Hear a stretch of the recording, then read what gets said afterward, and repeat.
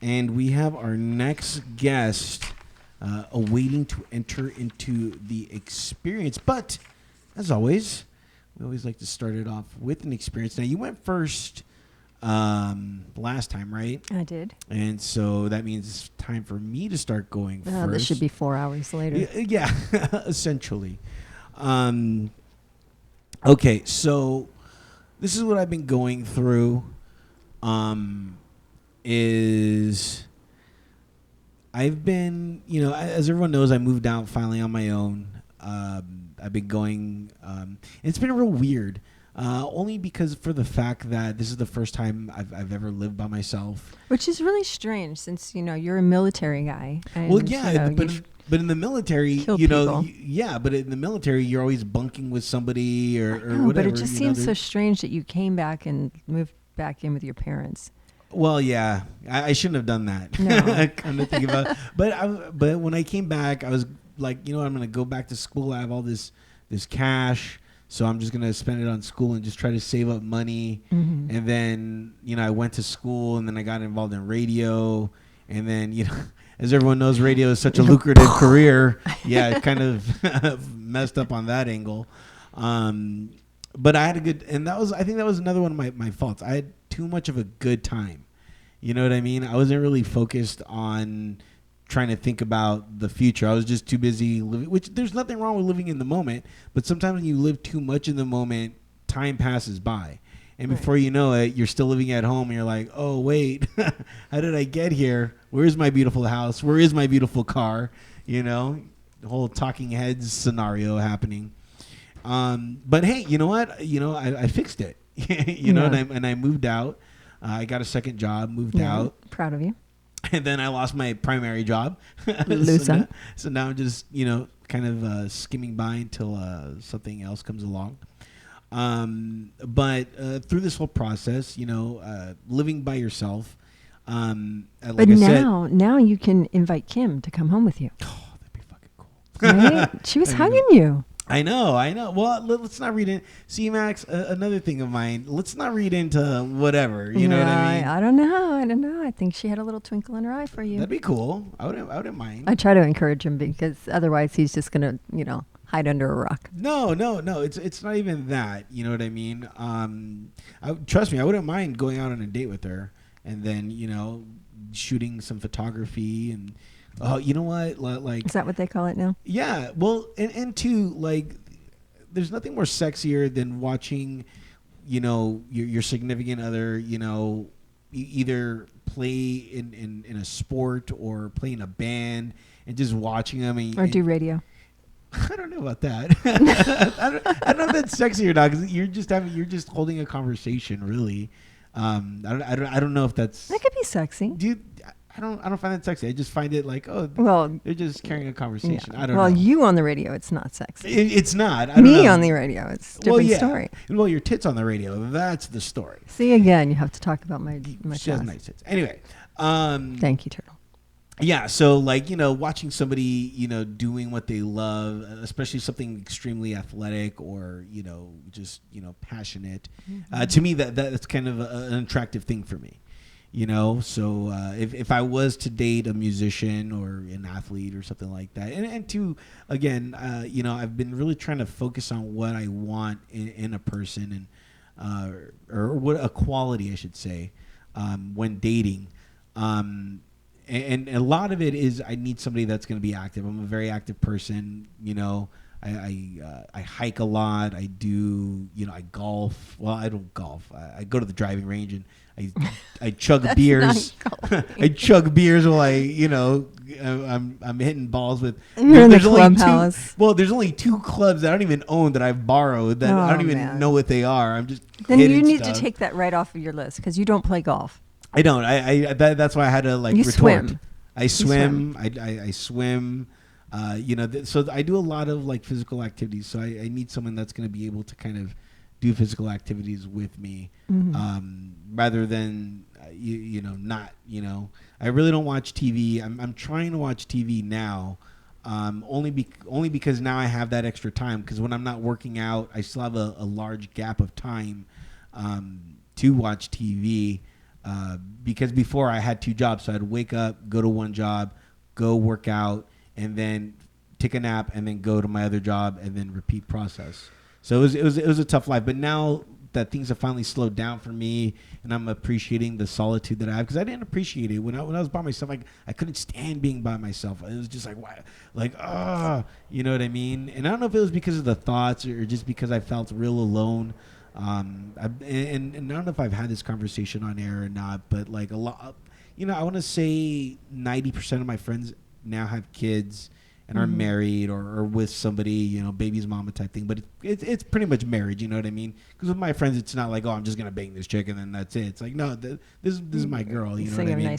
You have nice friends? I have amazing friends. Trying to say? I have amazing friends. But the thing is they have their lives. And so that left me in this weird loophole of, being an older guy that doesn't really have any friends. And then the friends that I do kind of have, they're more drinking buddies that, I meet at a bar and then we just talk about what's going on in our lives, and that's it. We really don't try to venture out and other stuff. Maybe one day we will, but, it's not really like that right now. But yeah, so anyway, so I've been dealing with the solitude, and I'm just now, kind of enjoying being alone. Like a while ago, I woke up and then I decided to go to the driving range. Right now is kind of not my therapy, but just kind of my go-to right now because it's something that's open in the morning because I work at nights. So you're talking about the bar at the driving range? No, I don't go to the bar. Are you kidding? The beers are expensive. I bring my own shit. Oh, come on, Max. Come on, turtle. Dude. I'm more brilliant than that. Okay. So I go there and then I'll, one of the things I love to do, and we'll talk to Graham about this, is I love to have kind of entourage moments where I'm at the driving range and I'll call somebody on my cell and I'll just be hitting balls and we'll just be talking. That's like, I don't know why. I feel so Hollywood when I do that. So, didn't we just have this discussion about, being on your phone too much and not like interacting? And no. Because how can you relate to the ball if you are on your phone? I don't know how to even hit the ball. I don't even my form is my horrible. Point exactly. Everything. To me, it's just I need to go somewhere where there's fresh air and, I can, I don't know, hit a ball and just because I love the batting cage, but the batting cage, they don't open until 6 p.m. and by then I'm working. So, otherwise I'd be at the batting cage. I love girls that hit baseballs or softballs. That's hot too. There's a rock and roll softball league on Saturdays in North Hollywood. I didn't know that. Hot chicks, single chicks? Yes, very, very hot chicks. And single. That's key ingredient. There are quite a few single. No. Yeah. Well, those leagues are always like 80% guys, 20% women. Kickball, powder puff football. It's always a bunch of single girls and 75 guys. Guys just sniffing away. Yeah. So like I said, and so being free of not having kind of anybody by me, I do that. Then I'll go watch it. I love when the Dodgers play in the morning because I'm a big Dodger fan.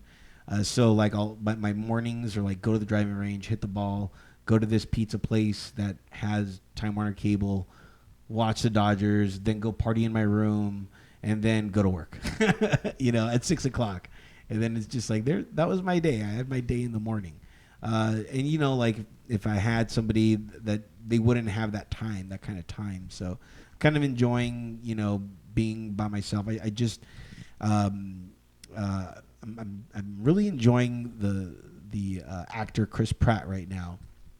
Kind of in a Chris Pratt stage in my life. So I just saw this movie Delivery Man. So I've been watching a lot more movies too. So I highly recommend it. Really funny.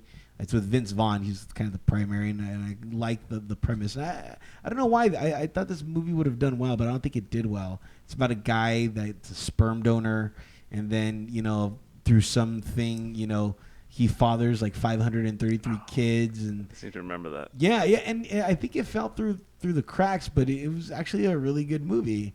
And Chris Pratt is one of the side characters, but like he's a funny side character. And I've always liked Chris Pratt because of Parks and Rec, and then once I saw him in Guardians of the Galaxy. Guardians of the Galaxy. Yeah. Interesting movie. Yeah. You know, Chris Pratt raps. He's got a rap. Well, I don't know that he raps plural, but he has a rap. When he was on One Tree Hill, they used it on One Tree Hill. My publicist used to work with him, I think, before he got Uber. Huge. Uber. Yeah. Before he became the Hollywood it guy. Yeah. Seems like a good guy, though. Oh, yeah. You were on Guardians of the Galaxy, right? Yeah. I didn't work with him. I was there. You're like, I worked with his double. His double is just as cool. Yeah. I was there a day he was there, but we didn't have any scenes together. No worries. Yeah, he's got a great career. There's no question. Yeah. And they're already writing Guardians of the Galaxy 3. Oh, yeah. And they haven't even started shooting Guardians of the Galaxy 2. So. Wow. And is it? Did I hear correctly? He's going to be maybe the new Indiana Jones? Or? Oh, I haven't heard that, but that wouldn't surprise me. Yeah. If they're rebooting that franchise. Yeah. I don't know if I buy that. Really? That could be internet speculation. I don't know. Well, who else would it be? Me. Yeah, a female Indiana Yes, Jones. that's what I would like to see. I'd be like, we named the dog Indy. Come It's on. by Sean Connery. It's not that good. No, that was terrible. Yeah. So anyway, that led into a billion things, but that's what I've been experiencing. Me kind of enjoying my solitude instead of wallowing in it. Right. So I'm kind of going through a solitude renaissance right now. Right. In my life, kind of enjoying that. Max, what are you going through? Well, like we talked about in the last episode, I have been extremely blessed this week with 3 films, and so I'm shooting like back to back. Is that going to affect the show in any way? No. Okay, no. good. That should be in your writing. Because it always is. It always is. Cool. I have flown back in.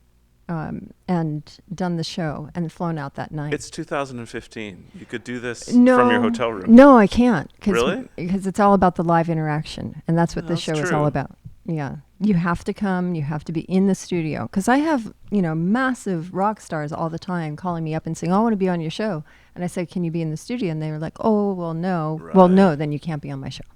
And that's the way it is. Yeah. So, well, if they're that massive, we can go to them and bring all of our guests to them. There and then you we go. can do it in we, their yeah, studio. we I'm always down for that. We could do that. It doesn't have to be here, Yeah. But as long as there's that live aspect of it, where whether we're in their studio or here, You'd go to London for Mick Jagger. If Mick Jagger flew me out, yes. I don't have that. I don't have London fly money. Right. Have you seen the studio? I can drive here money. I can drive 25 miles. That is my radius money. Yeah, that's about it. Yeah. I never see Turtle other than this. Okay. Yeah, because he just refuses to get in the car and drive anywhere. Well, again, I only have one job, and my job is minimum wage, and where I work, I live by, so I don't even use my car anymore because that's to me is an expense. If I'm going to drive somewhere, it's going to cost me money, and gas is going up again. So I walk everywhere. Yeah. So it's like, okay, until I get that big job, then I'm not driving. Well, that's healthy. Walking. Mm-hmm. Oh Yeah, definitely. Again, I'm a very active person. You know what I mean? You got to make tips. Are there tips at this job Now, where you make minimum wage? Let me tell you some something. kind of benefits. Let me tell you, I have, again, I've always been this person that has found the what's the what's the word I'm looking for? I can't think of it, but it's just like, it's like there's the right way. Like you're like, okay, if you work at a place, the exception to the rule. I've always found places that are an exception to the rule. Mm. So this place that I work at, there's tips, but it's in a mall. Now, because we're in a mall, we facilitate all the mall employees who also make minimum wage. Okay. So we don't get tips.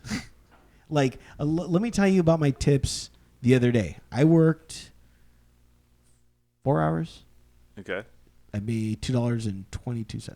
Well, that's not not not acceptable. fair. Yeah. It's not fair, but Holy that's the card that I've been dealt. Right. You know, right, so it's like, you know, how do I look at it? Do I look at it as like, oh my God, I only made $22, or I made $2.22? I look at it as, this is $2.22 that I didn't have. Right. So you know what? Hey, you know, that one night, I walked away with $3. I know. But again, you know, and this is why he's single. Well, not only that, but you know what? But I take pride in my work. Like I'm not doing it for the tips. You know, sure, the tips would be nice, but I'm doing it because it's like, okay, anybody like you, do you get tips when you go to, you know, an acting gig? Well, no, but I did wait tables for years, so I know what earning minimum wage, but really living off your tips is, you know. Right. Yeah. Now, I'm living off my wage. Yeah. Okay. I truly am. Yeah. Which is nearly impossible. It is impossible. Isn't the minimum wage in like Finland or something like something ridiculous, like $27 an hour? Yeah, or I think something? it is. That's ridiculous. And they have health coverage. But yeah, it's you know, education. Obviously, education that blows America's through the roof. Right. Healthcare that would blow it through the roof. Yeah, I should move. Yeah. Well, then we can't do the show. Yeah. Unless you fly in every once a month, I'm fine with that. Yeah. Well, then I could afford to fly in because I won't have these expenses. But then again, you gotta remember, it's $27 over there, so that must mean there's some sort of inflation. Oh yeah. You know, just like, you know, I know that there's this big movement for McDonald's employees to get above minimum wage, to get $15. Sure. You know, to work at McDonald's. And, you know, you have to remember, if you do something like that, they think everything else is going to stay the same. But that's the way the economy is. Something moves up, everyone's like, okay, we're not going to stay the same. We're going to try to grab that money, so we're going to move up too. Yeah. Right. You know, so that they're going to really affect the system if that goes through. And at the same time, it's just like, you know, I worked at McDonald's. I did my time, but guess what? I got out. You know, because I didn't want to be at something like that, you know, and, you know, not for the lack of a better term, but, you know, there needs to be those McDonald's places that you do make not that much money, because guess what? You need something to say, I want more. I want better than this, not give me better in this. You know, I think that's just kind of right. I know some people are just like, well, you don't understand. There's this. And it's like, dude, if you want more, then you got to go get more. You can't ask for more. That's America. Yeah. It's a capitalistic country. And you know what? There's some things I don't agree with, and there's some things that I do. You know, and if you want more, go get it. I've interviewed for 2 jobs. I'm waiting. If I don't get those 2 jobs, then guess what? I'm going to just go find another one. Yeah. Something that's going to pay more, so I can, you know, leave the job that I'm at now. You know, and the job that I'm at now, the cool thing is they understand this, because they knew that the job that I had with them was just a secondary job. It wasn't like nothing like, you know, and they had no delusions of grandeur that I'd be there for a long time until I got laid off. Then once I got laid off, they're just like, what are your plans? Yeah. They're like, we thought you were leaving. And I'm like, I did too. You know, so they're cool about everything, which is, again, another reason why. And it's family owned, so it's, you know, it's not very corporate. So that's another reason why I like it there for now until I find another gig. Yeah. So we, you know, shared an experience that we. Well, I kind of shared an experience, but you know, totally like, did I? You know, yes, because that's what you always do. See, nobody knows what my experience is. I don't even, you're right. Your experience? Yeah. Who's the we? You two or you and I? Turtle and I. Just me and me. Just him and him. Yeah. the solitary turtle. You know about the royal we. Of course. Yeah. What was your experience, Max? Yeah, see, nobody knows. So in getting these 3 films, which I'm excited about, and you didn't even ask me what the name of the films are. Well, I don't know if you're under contract. You know, this whole film thing, you know, people are like, I can't say anything about it, but it's going to be... Well, I can't talk about 2, but see, I can talk about one. See, I know the industry. Yeah, sure you do. Okay, so... or as I call it, the Dree. So I'm doing this film called Wendigo. Do you know anything about a Wendigo? Yeah, is it an animal? It kind of isn't an animal. Is it like the chupacabra? But exactly. Okay. Yeah. But like Aussie, the Aussie. No, chupacabra? it's northern United States, and it's kind of like a cross between an elk, like a moose kind of thing, and a man. Okay. And it's going to be rather horrific. Mm-hmm. And I'm excited about that. Well, and with a name like Wendigo, when is something like that ever like, it's going to be nice and sweet and kids are going to go and... Actually, I could see it being an animated film. It's Wendigo! Of course. Yeah. But I could also see it being a horror film and it's out there in the woods. Yeah. In the summer. Right. At dark. That's real acting. Max out in the woods. Yes, it is. Right. And you know Never what the happened. funny thing about that is that in the past 2 months, I've done things that are totally outside of my box. So I did this New Zealand, which is a reality-based television show, but it's not reality. And I'm on an island, and I'm digging trenches with an axe, because I have no shovels, so I have to use an axe, and I put up tents. And the closest I've ever been to putting up a tent is putting the blankets on the floor at the Four Seasons. That's it. Wow. I have no clue what I was like. I'm in charge of telling everybody else how to do it. Okay. Well, Max is easily, can deal with being in charge and telling people what to do. She was born. What are you trying to say? That you can do that. Well, even though they put you in a role, it was a role that you could handle.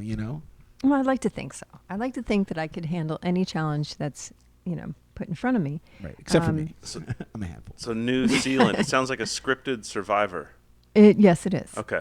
It is. We're on an island and putting together a new society. Ah, okay. Yeah, so a whole new way of thinking. Yeah. And it's completely improv.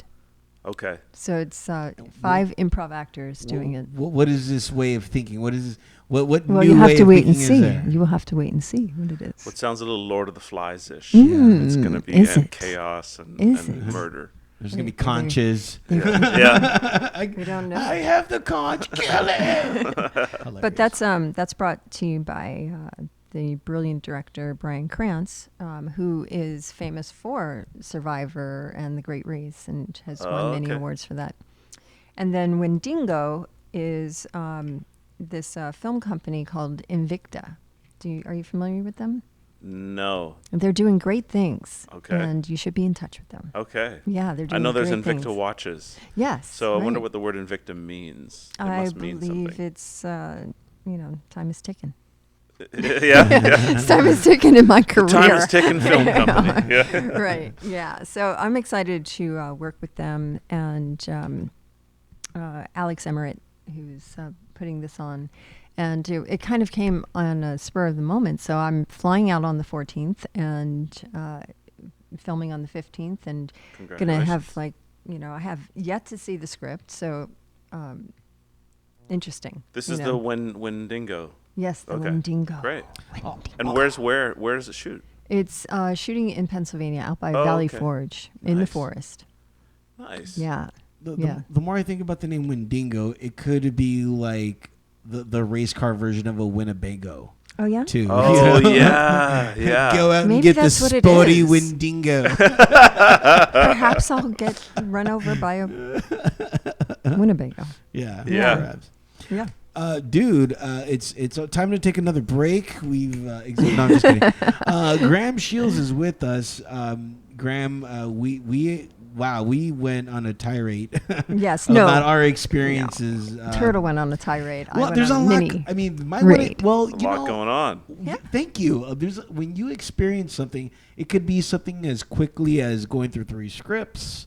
Or something as actual life shit happening. You know what I mean? But that is my actual life. Hello, welcome to it. I don't know. Max, real quick. I've been talking a lot about me going through this, solitude type thing by myself. It always seemed, and this is just me. I really don't know your life that well, which is by design. I assure you. Exactly. But you from what I've seen, you've always been with somebody or not. And I'm not using been with somebody as far as like you've either had a roommate or you've had your kids. Mm-hmm. Now you have Arrow in your life, which is your dog. Have you ever been by yourself? I have not been by myself. You know? Well, I moved out at 15 and had roommates right away. And then, my brothers lived with me because my parents didn't trust me. And and then I, got married and got divorced and had kids. And and I have Dave. Yeah. So yeah. So I'm just wondering, like how solitude how you would react to it if you would go through it, like how I went through it, where it was kind of withdrawal with people. Then after a while, you reach an acceptance, and then after a while, you know what? I meditate so much, and I find time to be silent within myself and shut the world out. I do that often for my health, and I don't need the presence of other people to entertain me. I can, surely go by the numbers in my head. So, yeah, I'm fully capable. Graham, have you ever lived by yourself? Oh, of course. Yeah, I live by myself now. You enjoying it? Yeah, absolutely. I couldn't have roommates again. I've had two stages in my life where I had roommates. And the best time was when I was in grad school, and I moved right out of grad school to New York. I lived with a guy that was a classmate of mine, and moved into his place that he had kept for about 12 years in New York, so it was super cheap. And his name's Dan Cooney. He's a Broadway performer, and him and I were like soul brothers. Like, we were great friends and roommates. And I hear that's very rare. Like, I hear sometimes the roommate situation kind of tears friends apart, right. But it was the exact opposite. We just totally got along. We were great financially together in terms of splitting things, and respectful of each other's space. It was awesome. And then when I moved to LA 15 years ago, I moved in with two other guys who were great friends, but we didn't work out as roommates because we all each had different habits, and I'm still friends with them today. The right dynamic. But yeah, the roommate thing didn't gel so well, and ever since then I've lived on my own, and lived with a woman once in between there, and that didn't work out either. But that is other reasons. Yeah, obviously. And our guest is Graham Shiels, which you can find at grahamshiels.com. You were going to ask me a question, or you were going to? Well, it was about your employment history. Okay. You said you got laid off from the other job. Yeah. So did you get any like severance or unemployment or any kind of benefits? I got. It's been fun. Ciao. Showed later. him the door. Oh, that's awful. Sent him on his way. A little kick in the pants. And that was pretty much. It wasn't a kick in the pants. You know what? Here's the thing. When I left, I had some time before they shut down my email. So I did a Jerry Maguire, so to speak. It wasn't a form letter of the mission of what I thought the company should be. It was my thank yous. So I left a huge thank you note to everybody that I ever met there, anybody that ever knew there.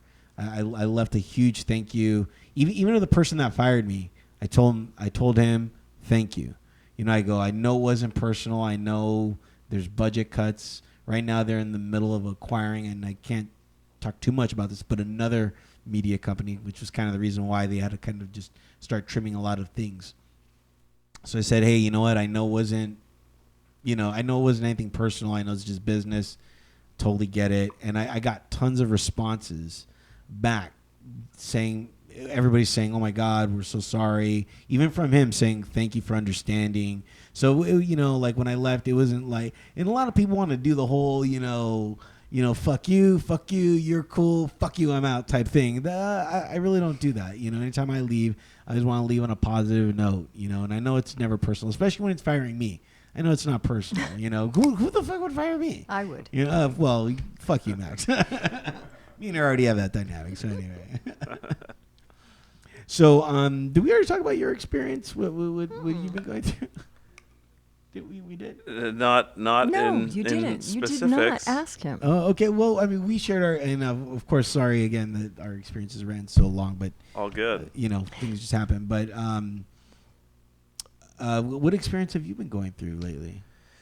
Well, professionally, great stuff. This show called Olympus, which is on Sci-Fi Thursdays at 10 o'clock, started airing 5 weeks ago. I believe this Thursday is the 6th episode of 13 in our first season. So that's been a great ride for me because we wrapped it in November of 2014, and it's amazing seeing it come to life and all the CGI elements that we shot against a green screen. And so that's kind of the main thing I got going on right now. And I'm also heading back to a Disney XD show called Lab Rats for Disney Channel is mainly for girls, so Disney XD is for boys. Okay. So I have lots of boy Instagram, Facebook, and Twitter followers that call me their surrogate uncle because I'm the bad guy on the show. That must make you really, kind of fucked up in the head, because it's like, when things like that happen, they're great and they're sweet. And I'm not saying that you're a different person on Instagram or anything like that, but it really makes you wonder, I don't know your life or anything like that, but it makes you wonder about the photos that you're taking. If and I'm not saying you're walking around with strippers or anything like that, but like you must be thinking those thoughts of like, I really can't show this part of my life, or let's say you're at a kegger, you know what I mean? You can't really think about those things, or you must think too much about those things. Yeah, actually, it's a very, very good point. If I was doing those kinds of things, I might have been, self-chastised by now, but I usually don't put it out there in that way. In fact, on my Facebook feed, when I see that crap, photos from Vegas, poolside, Mayweather fights. Oh my God, look how pretty I am on the G4. That kind of stuff just turns me off. So, but that's just who I am. But I get what you're saying. Yeah, I actually have 4 nephews. And I actually think about that when I post stuff on my Facebook, because we're all friends. And I also try not to be friends with too many. Because I remember my sister said to me, because I had some Facebook friend who posts a female who posts some pretty racy photos of herself, and then I guess my nephew friended her, and so my sister was like, "Who's this?" Michelle Smith or whatever her name was, right? You just made that up. You just made up that name. Yeah, and so I'm like, oh no, I can't even imagine my nephew like ogling or oogling, whatever you say, like hot girls in bikinis, And it's like, I guess that happens. It definitely so happens. I definitely got to try to keep all that stuff to positive. Stay away from any political stuff, any social stuff. One, because I also believe it's not my forum I'm not educated on that stuff. Mm-hmm. Right. It's not that I don't care about it, but it also doesn't awaken my imagination. Mm-hmm. So yeah, I stay away from that stuff in general. It's funny. Yesterday, the director that I'm working with on Wendigo, somebody had sent me a message and said, "Hey, I know that director. I was supposed to work with him." And all of a sudden he blocked me. And so I asked the director about this guy and this other actor. And he said he put up all these political posts and it wasn't in good form. And we had to let him go. Yeah. So, we couldn't attach ourselves to anybody who was taking such a stand in such a negative way. Yeah. And so I told him that, and he said, I never thought about it like that. I didn't think that, I thought if you're on my site, then you're, a friend of mine. Yeah. But I forgot that I actually work for a living, and that, as actors and political and public figures, everybody's kind of looking up and seeing what you're doing. So you have to be very careful. Oh yeah, at the highest level. I mean, look at Gilbert Gottfried, who was the voice of the Aflac duck, Right. And he lost that job. He probably made $1 million, $2 million a year doing it. And he lost that job. I forget what it was now that he even made a stance on. It might have been joke. Anti-gay. It was probably an anti-gay thing or something. No. Or a racist thing. It wasn't. It was about. It was. I don't even remember. It was. I don't think it was gay though. It was. It had to deal with like either 9/11 or. Okay. With back in World War II, the concentration camps or something like that. Okay. Oh, there you go. Yeah. So. Yeah. I don't even remember people, so I'm just... But isn't that funny? You don't even remember what it was, because nobody really, at the end of the day, really even cares. And yet Aflac is like, oh my God, this big controversy, we got to change, because we as artists, we're really expendable. Mm-hmm. We're very replaceable until, your name's Jack Nicholson or Meryl Streep. Or Chris Pratt. Or Chris Pratt. But even him. Graham Shields. Even him. I mean, I'm sure they could get Christian Bale. He's not having the greatest reputation. Ryan lately. Reynolds, whatever. It's all these guys are replaceable at the end of the day. I don't know. And here's the thing that I like about Chris Pratt, and this is kind of, and I'm curious because I know you do acting classes and stuff like that. I teach. You teach, which, by the way, if you want to learn more, log on to grahamshiels.com, and I'll have the link so you guys can go on there. But this is kind of what I believe. Granted, I'm not an actor. Okay. Okay. I only watch it on TV. But to me, this is what a good actor is. This is my philosophy. When you're acting, you're not really acting. You're reacting how the character should react. Becoming.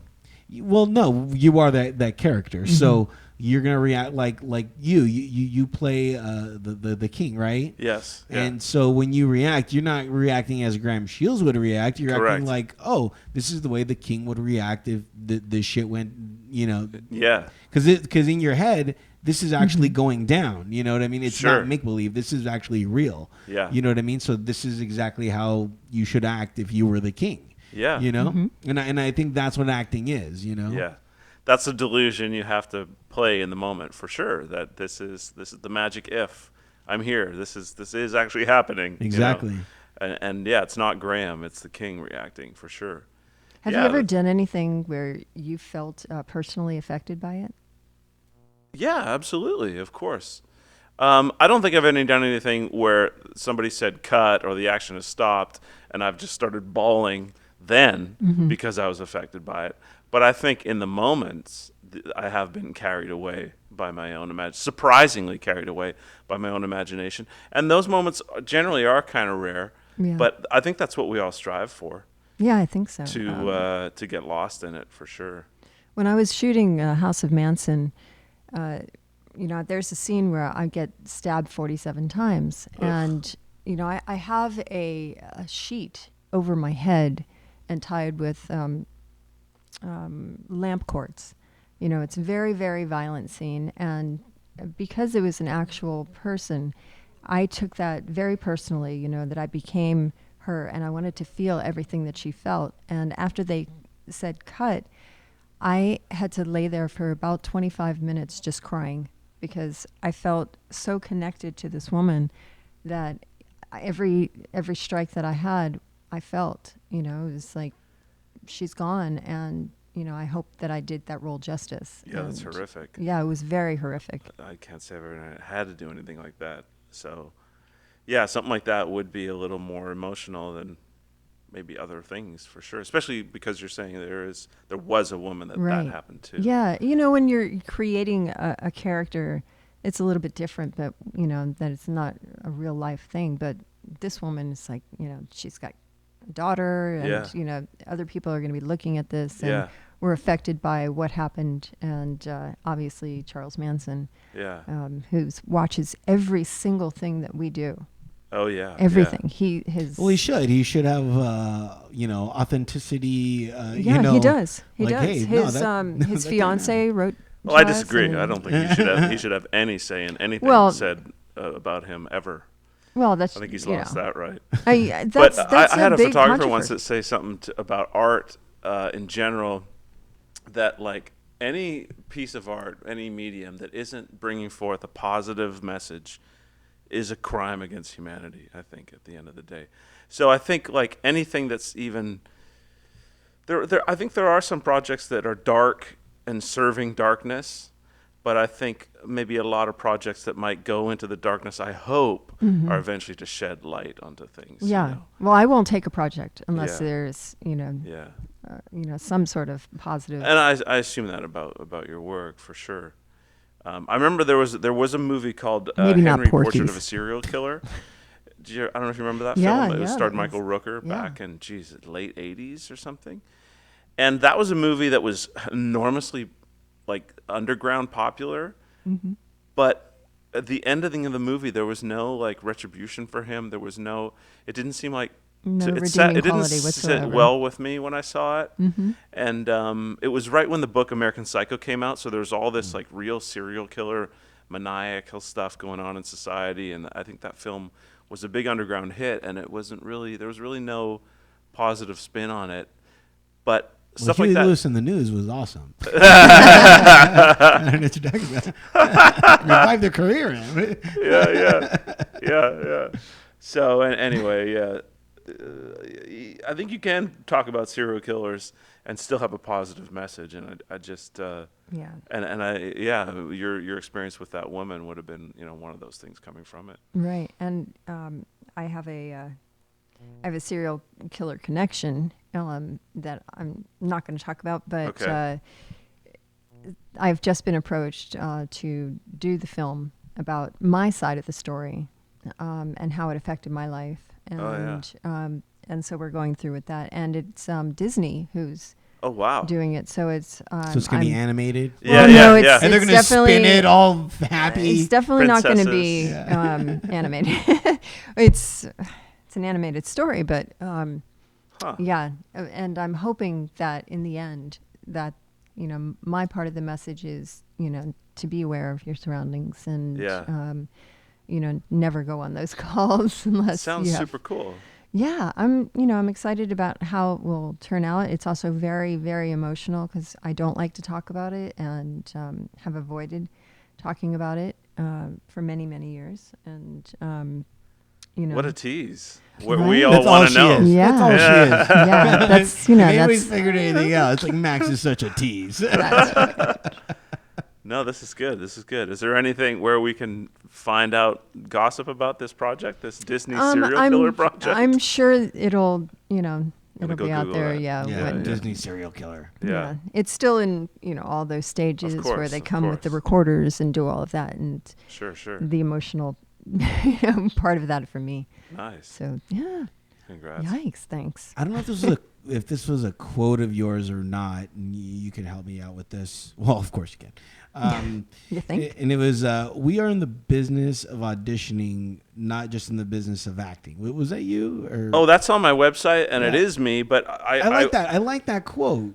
I certainly don't take credit for that quote. That quote, hundreds of people have said that, and anybody who takes credit for that is lying to you.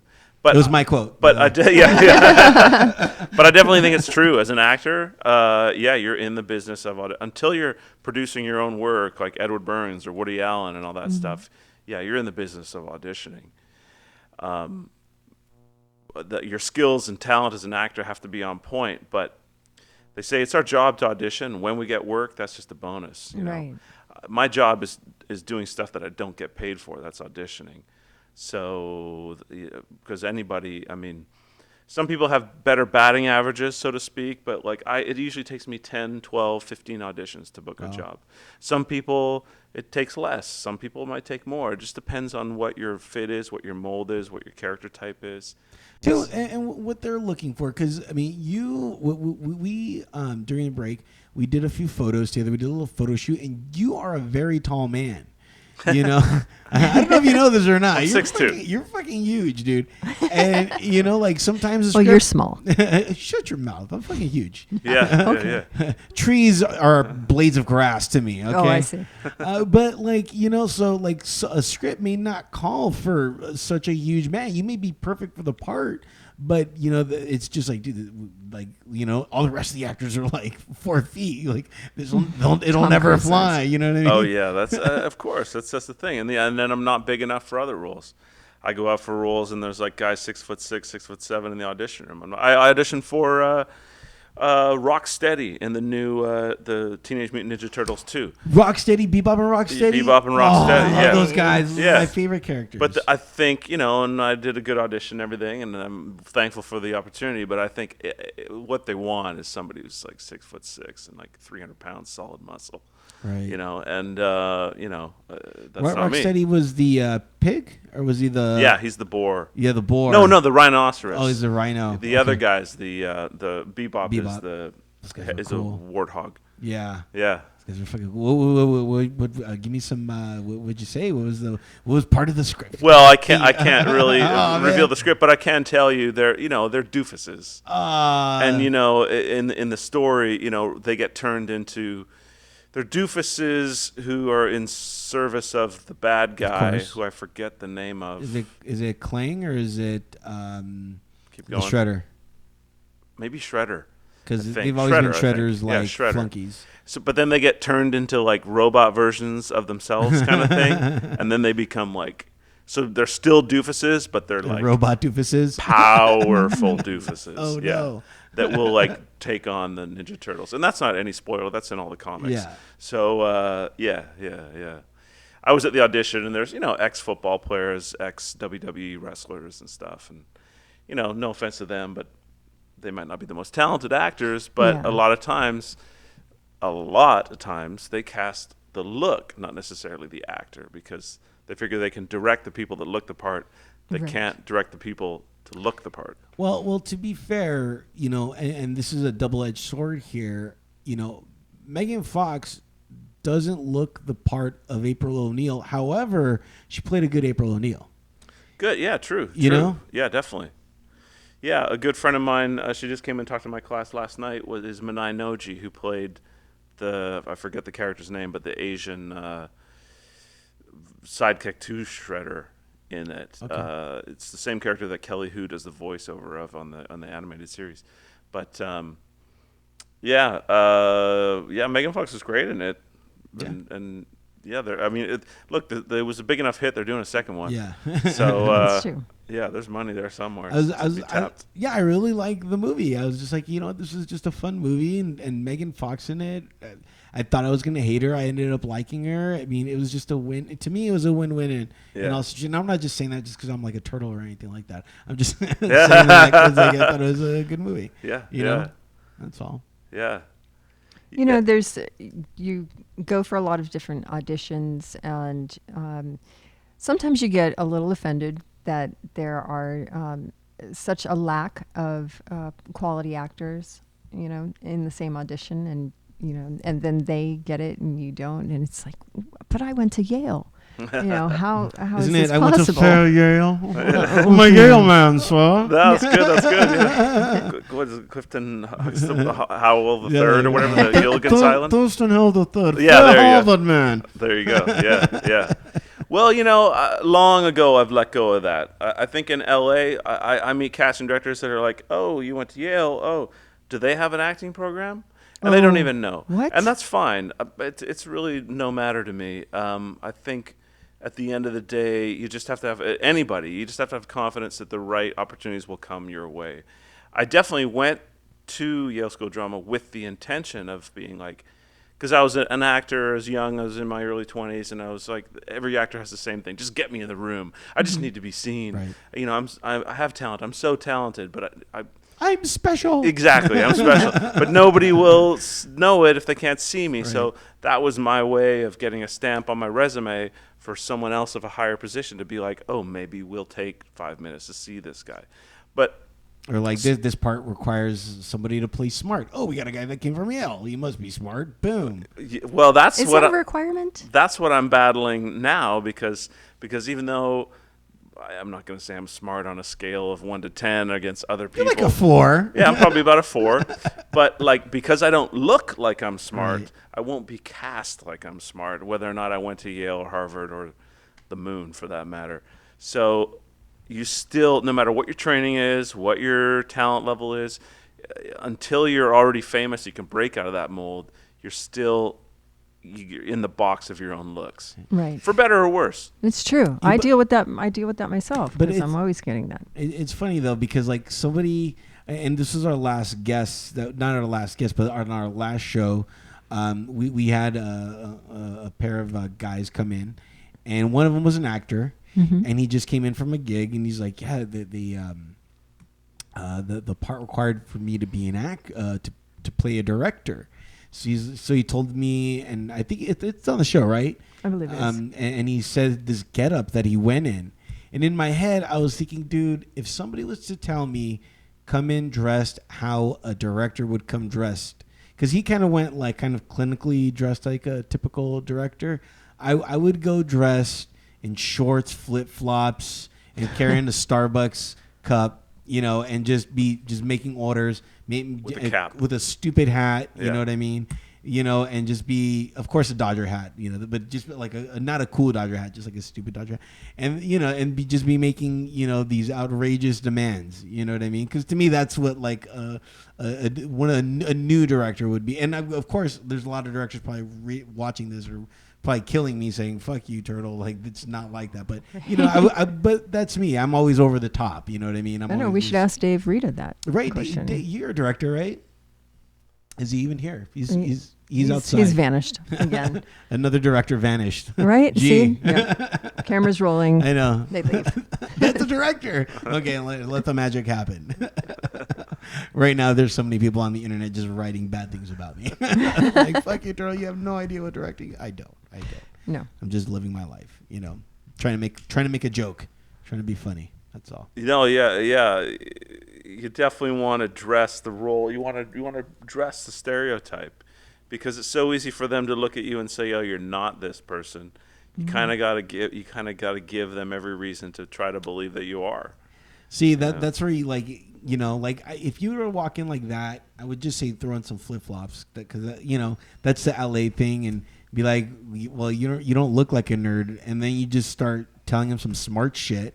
Talking to them smart, be like, I'm so smart, I don't need to dress, you know what I mean, that way. And then you just like, boom, like, whoa. Yeah, I would like to think what you're saying would work, but I know. You've heard that they make up their minds in the first 3 seconds when you walk in the door. Exactly. It's just our unconscious is so powerful that, it's like that Malcolm Gladwell book, Blink, right? We make judgments so quickly. And it's in his book, it's out of like survival.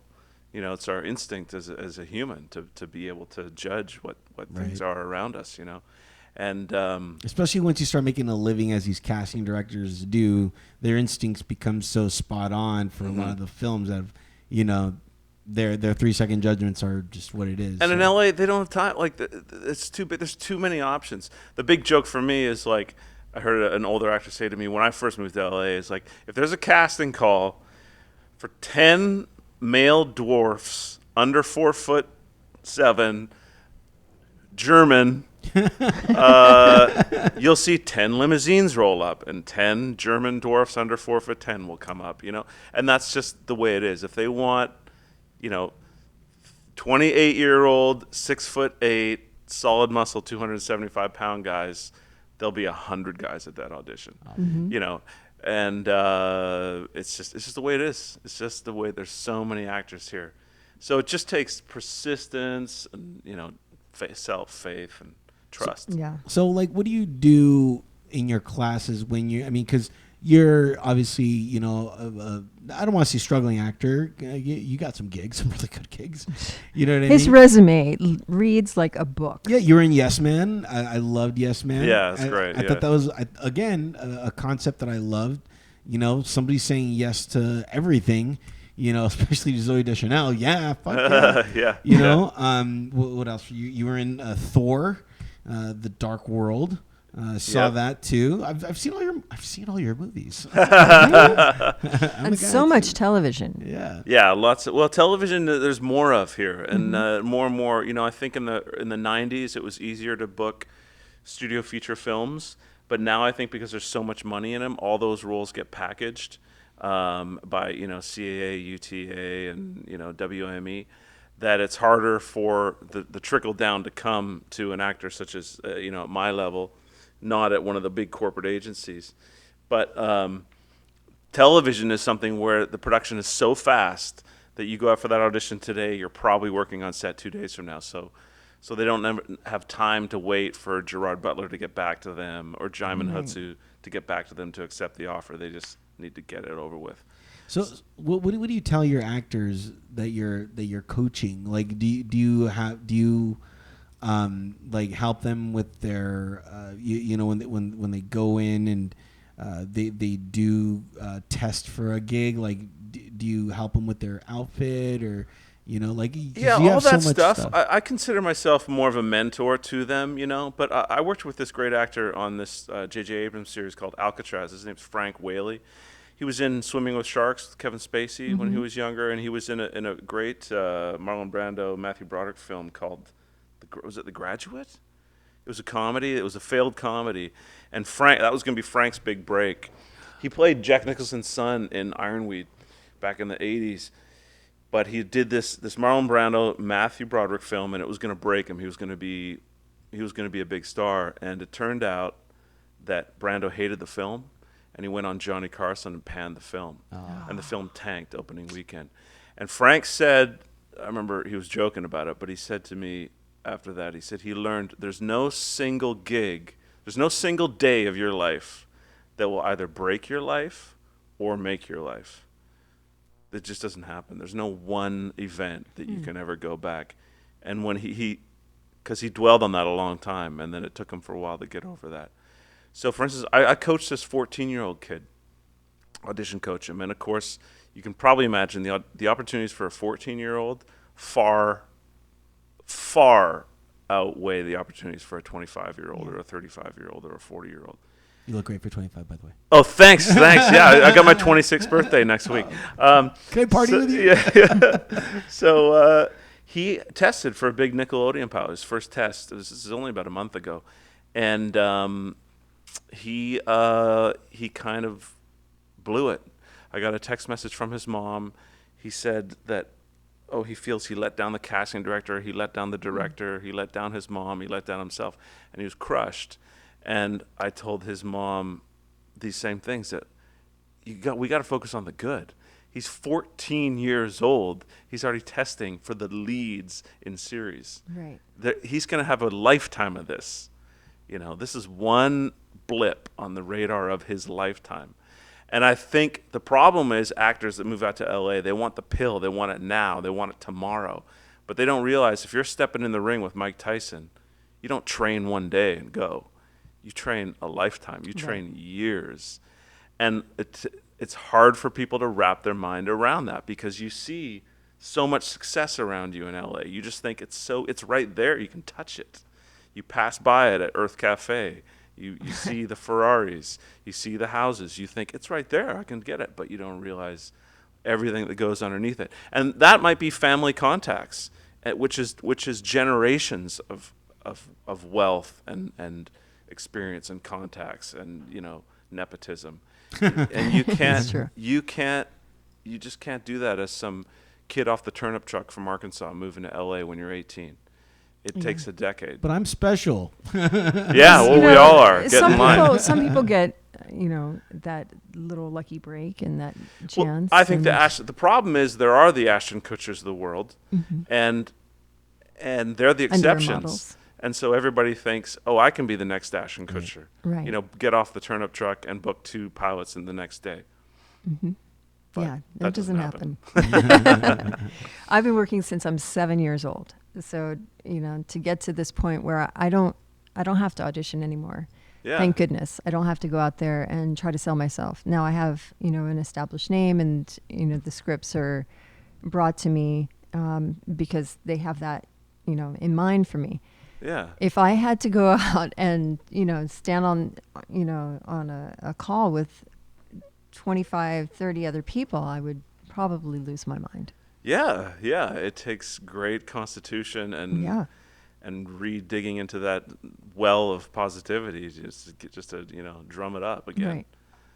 And a lot of, you know, kind of Buddhist you also got to let it go, let go of the attachment of. I had a great audition for this new Steven Spielberg big thing, the BFG, the Big Friendly Giant, based on the Roald Dahl book, and you'd be great. Ended up being on the list, but not at the top of the list. Didn't get it, and you know, life goes on for Graham Shiels. It doesn't change my bank account. I can't put it on my resume. I can talk about it here, but you were at least. His eyes at least glanced your name. Apparently. You know? Yes. You know what? Something like that happened with me. Nobody knows about this. I'm about to reveal it now. Okay. And this is kind of major. Okay. I was gonna get a chance to interview Ringo Starr. Wow. This happened about a month ago. Nice. And I put my name in, and then 3 days later, I was turned down. But I said, you know what? At least they considered me, and at least somebody read my name. Mm-hmm. Yeah. And I was just like, and it was mentioned in the same breath as Ringo Starr. Yeah. And for me, that wasn't validation or anything. It was more like, yeah, it was. Fuck it. It was like a validation of everything that I've been doing, everything that has led me to this point. That like, look, like, wow, like, you know, someone that, you know, I don't know, that's I consider myself a very different interview, a very different, you know, everything, you know. So to be mentioned like that, I thought that was like, I didn't get it, but at the same time, I felt like I did, because at least somebody that makes decisions looked at my name. Yeah, I think it shows your career is in that wavelength. It's like vibrating like right up there. Yeah. So good things are always happening. Yeah. You know, even you got to turn the negative into the positive. Even though you may think it's a negative, it could be an actual positive. And that's the real work, and that's what we know when it comes to teaching my students. That's the real work. We're like warrior. Any artist is like a warrior of the heart, warrior of the soul. And, you know, the craft, the skill, the talent, that can be taught. That can be worked on through the 10,000 hours of mastery. But I think the harder job is mastering your own self, your own heart, your own positivity. That's because that never stops.